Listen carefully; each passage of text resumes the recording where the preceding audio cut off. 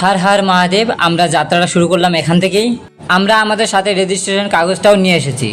তাহলে ভোলানাথের নাম নিয়ে যাত্রা শুরু করলাম। বাবার দর্শনের জন্য উঠতে হবে পায়ে হেঁটে 14,000 ফুট উপরে। হাল ছাড়বো না, যতই কষ্ট হোক তবু আমরা পৌঁছাবো। যতই উপরে উঠছি ভক্তদের মধ্যে আরো উৎসাহ বেশি বাড়ছে। সবার মুখে একই নাম, হর হর মহাদেব। যাই হোক, আমরা পায়ে হেঁটে প্রায় 3.5 কিলোমিটার উপরে চলে আসলাম। এখন লাগেছে হেরান। যতই হেরান লাগুক, যতই কষ্ট আসুক, তবে চেষ্টা করবো যাতে কোথাও রেস্ট না নিয়ে একেবারে পৌঁছানো যায়।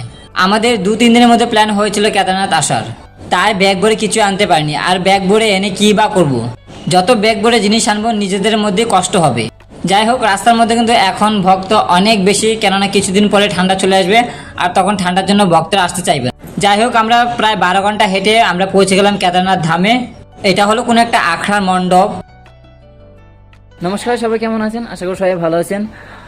কেদারনাথের কৃপায় আজ আমি কেদারনাথে উপস্থিত হয়েছি। কেদারনাথে আসার আমার একটা স্বপ্ন ছিল, যেটা আজ পূর্ণ হতে চলেছে। যাই হোক, কেদারনাথের কৃপায় অনেক কষ্ট করার পর আমরা মন্দির চত্বরে পৌঁছে গেছি।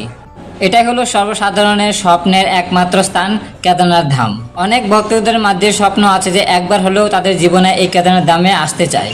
এখানে কিন্তু কিছুক্ষণ পর পরেই ওয়েদার চেঞ্জ হয়ে যায়। একটু আগে পরিষ্কার ছিল আর এখন ঘন কুয়াশায় ঢেকে গেছে পুরো মন্দির চত্বর। কেদারনাথ ধাম হলো উত্তরাখণ্ডের 4টি ধামের মধ্যে একটি ধাম, আর 3টা হলো গঙ্গোত্রী, যমুনোত্রী আর বদ্রীনাথ। যাই হোক, আশা আছে কি বদ্রীনাথে যাওয়ার।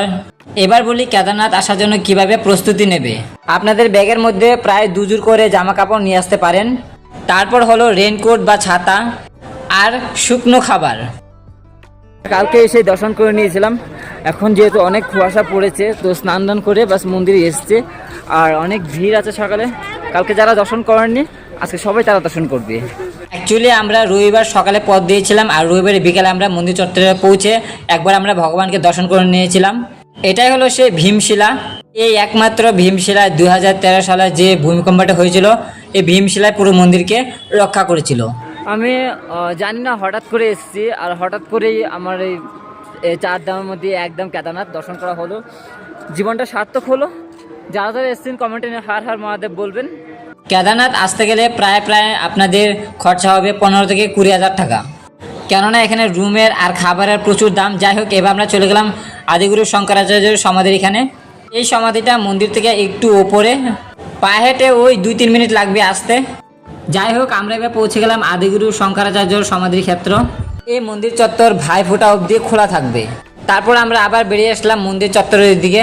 এই কেদারনাথ ধাম হলো 12 জ্যোতির্লিঙ্গের মধ্যে একটি। যতই চোখ উপরে যাবে ততই